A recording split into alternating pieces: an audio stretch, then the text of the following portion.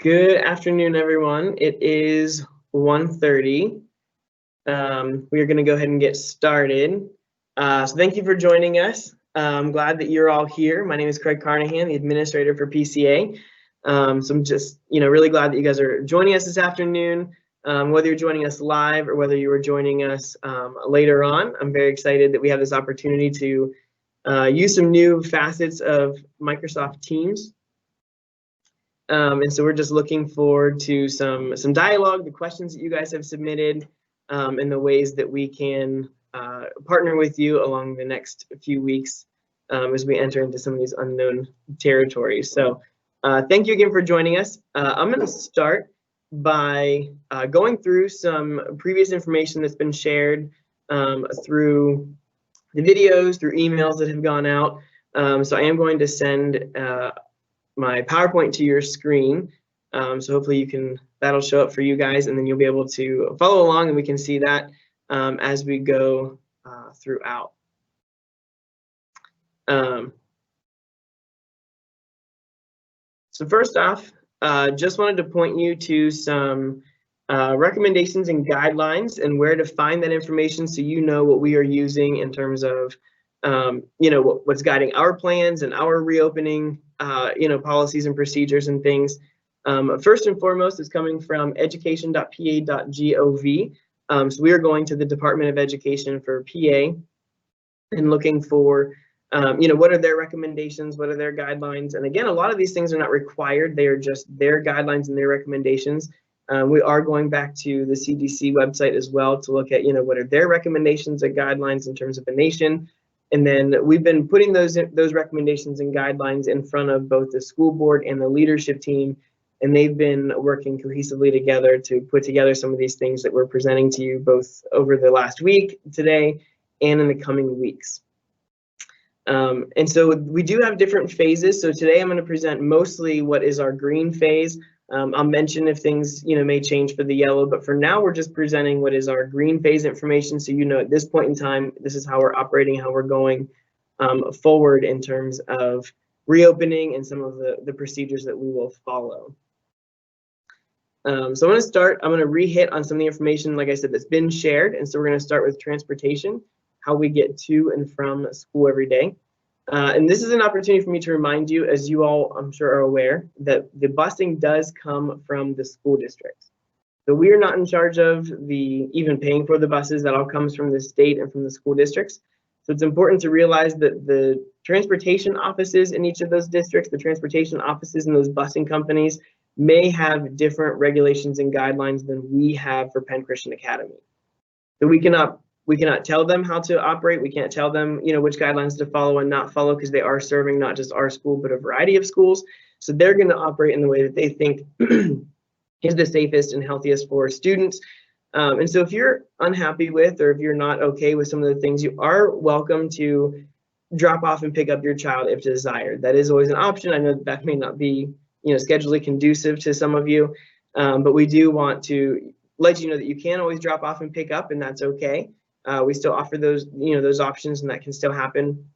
But just to let you know that if you have questions or concerns about transportation, those can go back to the specific transportation offices, and they'll be able to guide you through, their decision making and who they're answering to in terms of their information. I'm going to stop for a moment. I forgot to mention beforehand that for those that are attendees, we do have a question and answer live on the side.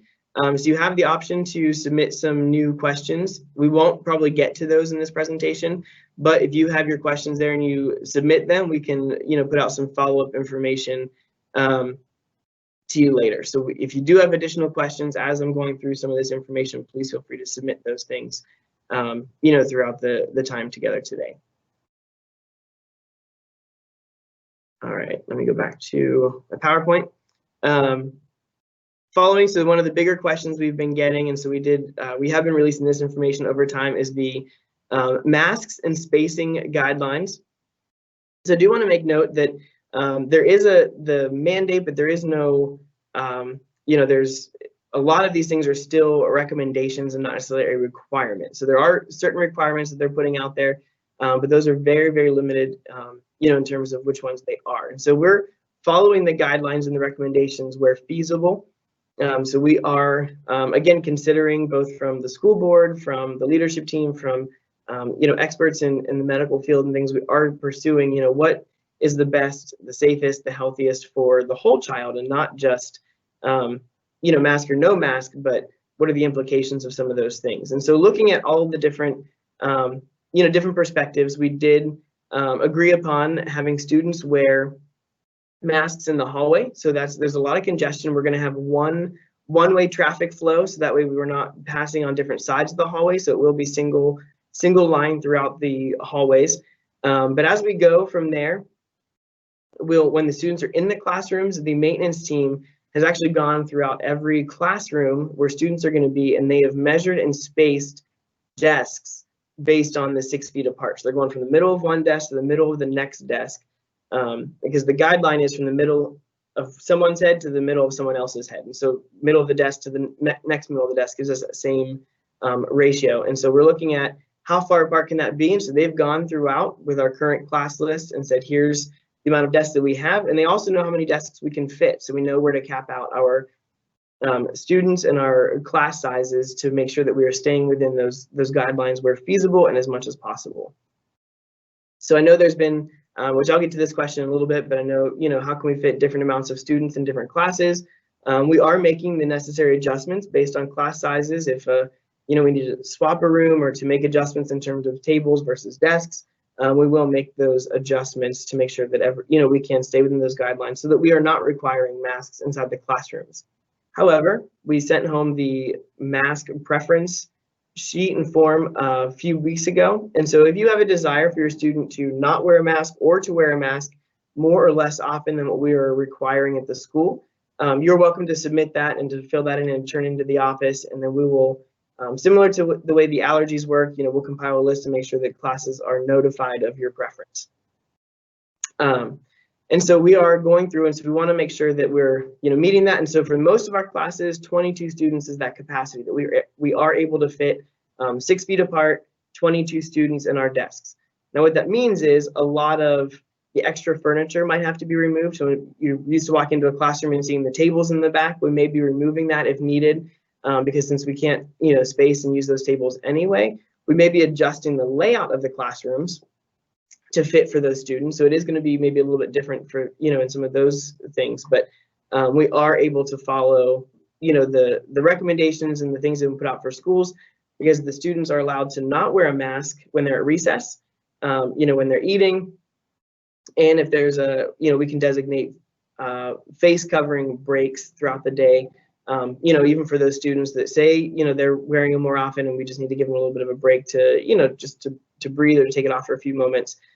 Those things are, guided and permitted through the Department of Education and the Pennsylvania government. So we are following those things. And so, that's why we decided on the hallways and not the classrooms, because we are able, with our class sizes, to be able to do that. Lunch and chapel is another big area, some of those, heavier traffic areas. So we are going to continue to offer lunch in the cafeteria, because we are permitted, as a school with the guidelines to offer lunch in the cafeteria. So we are going to provide, maybe a few extra tables or extra areas in the cafeteria so students can spread out, because I know sometimes we're used to having, 6 or 8 students on just one half of the table. They all squeeze in. So we will avoid the squeezing in, and we'll provide more spacing at the lunchroom. But the one thing that is specified for schools and for lunch is that students can't serve themselves. And so we've never done that before. The staff and the volunteers are always the ones serving the students anyway. And so we will continue to do that to continue to offer the most amount of safety and, restrictions in terms of the accessibility to the communal food serving area. And so we're going to have the staff will go through, they'll ask the students what they want, then we will only allow 2 students in that lunch line area at a time. So the students have to wait at the door, they'll go through, we'll give 2 students at a time. So we will be expanding the time by a few minutes just to allow for additional time in those lunch periods to make sure that we're following and making sure that all students and teachers have, the right amount of time so they can eat without being rushed and forced into a 5-minute lunch period. So, and again, that's all in the green phase. Those things will change if we have to move to the yellow phase, but for now, that is the plan moving forward. For now, we do have to limit and say that we cannot have visitors for lunch. I know that in the past, we've always opened that parents can come and have lunch with their student. We love the aspect of that, and we love the family feel that it gives. For now, we need to say no visitors because that needs to allow for us to accommodate for our new guidelines, for our new procedures. We want to make sure that everyone's on the same page, and so just to offer that consistency and sort of the that fluidity, we need to make sure that we are limiting the lunchtime visitors for now. And so doesn't mean this whole year will be that way, but at least for now, until we can figure out a way to do that and to do it safely, we are going to say that no lunch visitors, since they are intermixed with the different classes and the different sitting right with the other students. Now chapel is different because parents can come to chapel and they're usually sitting in the back. And so with that, you're already removed in distance from the rest of the students. So you can still come into chapel, and we'll ask you to space even amongst families in the parent area in the back of the gym. But your child would be permitted to sit with you during chapel, and you can come and do chapel with us as well. So we'll continue to have elementary and middle school chapel, and we will continue to do those things as well. We will have speakers come in because those are essential volunteers, and so we are permitted to have volunteers and visitors for chapel to speak, because that's a part of the operations of the school. So that's the reason for the difference between lunch visitors and chapel visitors, is just chapel visitors are already distanced and lunch visitors usually sit right with the students. So until we can figure out a way later on and get used to everything, those are the distinctions that we'll have for the time being for those two processes. In classrooms, so I talked about this a little bit in terms of the masks, but I want to talk about supplies. So in the past, last year we added supplies for students as a part of tuitions. We will continue to offer that. Supplies are going to be provided for the students. As often as possible, we're going to give students individual materials to avoid sharing and additional needed sanitation, so students' supplies aren't being sanitized all day long, with a lot of those chemicals and things. So the crayons, the scissors, all of those things, those are going to be provided. We'll provide a box or something to carry them in, because we are going to have students take their materials with them to specials and support classes. So that way we don't have to have additional materials in specials and support classrooms that are being shared. Students will take their materials with them to their other classes, again, to eliminate the sharing and the needing to have communal products. Now, if that isn't possible, so for instance, where we do have supplies or resources in the classroom that have to be shared, we will be sanitizing or disinfecting in between student use as often as possible throughout the day, to make sure that students are safe and that we're following the necessary guidelines inside the classrooms. And we are hiring, so I didn't put this in my slide, but we are hiring a part-time custodian to help out with additional cleaning, so additional the hallways, the bathrooms, even down to maybe it's a doorknob or whatever. We are sanitizing on a more regular basis areas of the school that are communal, that are shared by classes, in order to keep that regulated and safe. So we are adding additional staff this year to help with some of those cleaning and some of those things that are happening throughout the day. The last area that I want to hit on that's a review of what we've done so far is the virtual option. So parents may elect for a fully virtual option if they desire. And this could be a current student or a new student to the school. They both have that option to go fully virtual. We are, again, opening fully on campus as well. So you have both options, but there is no hybrid option. So if you desire to switch and to do the full virtual option, please contact the school office. They will help get you enrolled in that program. Classes are going to be live streamed, so content is accessible to virtual students. One of the big hindrances last year was not having that capability, and maybe only hearing from your teacher once a week, or maybe it wasn't even possible at all based on the number of students and classes the teacher had. So we do want to make sure the students have that content right at home, so parents aren't trying to YouTube and learn the material before they teach it to their students. So the classes will be live streamed, so that way they have access to those classes, to that content, and then all assignments will be completed online using Microsoft Office applications. So all students this year, virtual and in person, will be getting a Microsoft account. Students that are on campus will have access to all of the Microsoft Online apps, If you're an online student, you will also have the desktop version, so you can download those right on a laptop which would be provided to you by the school if you're a fully virtual student, and that you can download those things and work directly from the apps instead of being online. So there's a lot of accessibilities that we're able to offer at little to no cost to the school for those students that are on campus. We can provide the online apps, and then for students that are virtual, we can provide the actual desktop apps and then provide the live stream classes. Now, I do want to add the one clarification for students that are in person and may need to quarantine, or if they go home sick and they're home for even just a couple of days, they will also have access, again, not through a school laptop or through the desktop version, but they will have access to those same live stream classes at home. They'll just need to log in with their accounts, which will be provided to them through the online portal, and then they'd be able to access the content so they don't have to miss anything as they are out of the classroom. They can still get the instruction, they can still get the assignments, and teachers will be uploading those things to the class Teams platform. So we'll be releasing specific information of how to log in and those things once we're all set up and ready to go. We're working with our tech team right now to get everyone's accounts up up and running, and so you'll get that information in the next couple of weeks as we begin to start school. So at this point, that concludes all of the previously shared information. So all of that has come out in previous videos. I tried to sum up in a very quick way those things. And so I'm going to hit on some of the questions that were previously submitted. And so they may be a little bit reworded, so I could condense it from a couple of questions that was covering the same topic down into one. So we'll go through a couple of different slides I have here. And then, like I said, as other questions come up, please submit them through the Q&A, and then through the live Q&A on the side. And then as we go throughout those things, we can send a follow-up email or any clarification that may need communicated following the close of the live event. So the first question, will teachers, staff, and students have their temperatures checked before entering school?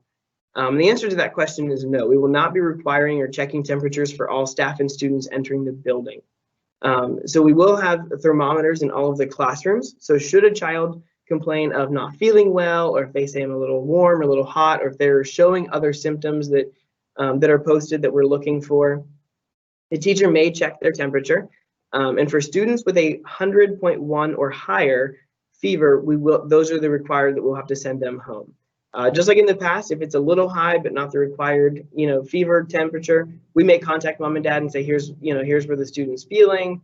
Aside from maybe being a little warm, they're not showing other symptoms, and it'll be up to the discretion of mom and dad as to whether they want to, bring them home. But with students at 100.1 or higher fever, they must go home.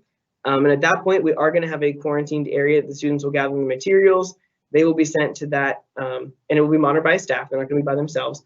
We'll send them to that area waiting for parent pickup. And then once they're sent home, they must stay home until they are 24 hours free of a fever without medication. So I know even, ibuprofens, Tylenols, things like that, they will alleviate the fever, but it has to be without medication. They're fever free for 24 hours. If the fever lasts for longer than is normal for your child, we may ask for a medical excuse to be able to return to come back to school. But if it's your typical 24-hour fever, they're without a fever for 24 hours, then they may come home. And it's even in those situations where they'll be able to log in to gain access to classes. So even when they're home, all of their makeup work will be online, so they won't have to miss a beat. But obviously, if they are sick, we're not going to require or expect them to be online. If they're homesick, they will have the same amount of days to make up their missed work, as they normally would. Next question. How do you opt in for online only classes? And so if you are desiring an online class, you can talk to the school office. And like I said, there is no hybrid option, but it is all one or all of the other. And so they will help you enroll the students in online classes. And once we get that enrollment and what that notification, we'll get the proper equipment and set up for you and get you the right subscription for Microsoft Office to make sure that you have access to those resources. And then tuition will be adjusted to reflect the online only option. So it is a different tuition rate for online versus in person.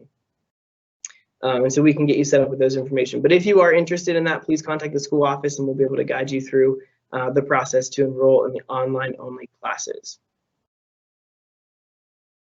If a student or teacher goes out of state, are they required to quarantine?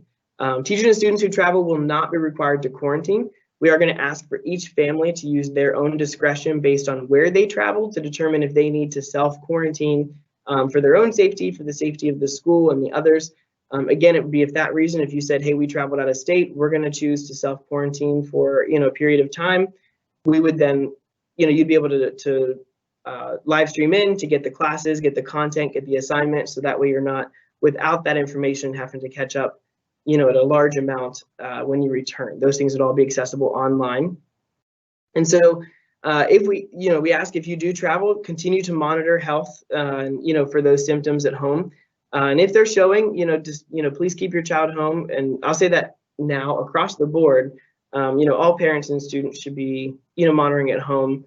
Are we feeling or showing any of these symptoms? We'll be sending home what those symptoms are here in the next week or so. So as you're monitoring those things, if you are experiencing any of them, please always err on the side of caution to keep your student home, especially since you have accessibility to the classes online.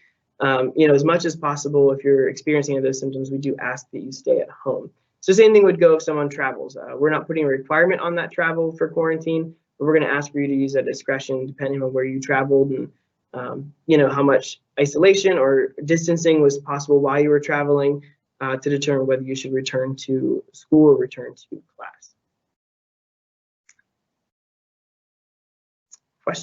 Next question, how will students be distanced 6 feet apart in the classroom if 17 plus students are in the classroom? So we do have a few classes that are larger. Again, looking at the square footage of the classrooms, our maintenance team is looking at each individual classroom and looking at the square footage. And they are going in and pre-measuring all of the desks so they are 6 feet apart. So our biggest classes, we'll go in the biggest rooms, and so that way we can fit, like I said, we can fit 22 students in some of those big classrooms and keep the students 6 feet apart. And some of the things that we're avoiding even amongst that limits how many students is, we're avoiding kids being, really close to the door. We're avoiding kids being really close to the heater. Some of those things that are other safety measures for students, whether in the classroom, even though they're further apart, we want to make sure that we're also keeping in some of those safety measures as well. So 22 is the number that we have that we can fit our students in. And so as we've come across, a class or two that may be a little bigger than what the room, can do, we might have to, flop a class or adjust. Maybe it's using a special for via cart instead of going to that specials class.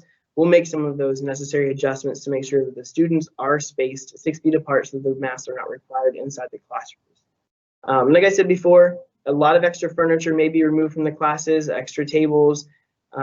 Even in terms of asking teachers, which shelves you use, which ones do you not use, and really making the most out of the classrooms, especially for this first part of the year as we adjust and monitor, what that looks like.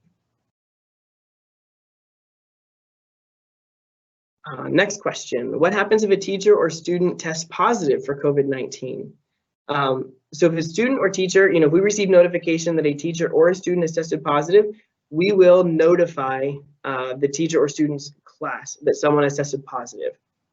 So for confidentiality reasons, we won't say who, but we will say that somebody has tested positive for the virus, and we will follow the schedule for that day. So in the day we receive notification, we'll follow and say what other areas or classes may have been affected, and so we will also contact those families as well. And so it would then be at the discretion for the families who are notified to determine, well, you know what, because we may have been exposed, doesn't mean you were, but we may have been exposed, we're going to choose to quarantine for a few days or 2 weeks, and we would then you'd have access to the content online, and you'd still be marked present for going through the content online, even if you chose to self-quarantine. We'd also follow that schedule, and all of the areas, specifically that student's classroom, would be disinfected. They would be deep cleaned to make sure that all of the areas, as much as possible, they can be cleaned, will be cleaned. And that's, those are the things that have been happening all summer long, but we'll continue to do those throughout the year as necessary, should we receive a positive notification. We are not required to shut down, and we won't shut the school down. The only thing is if we see a widespread, we may have to adjust, based on how much cleaning needs to take place for those things, but that would be only in those, extreme circumstances of outlier events would something even along those lines take place. So If so, if we receive positive notification, we would then immediately inform all the rest of the families and do the necessary precautions for cleaning and disinfecting, the necessary areas of the school.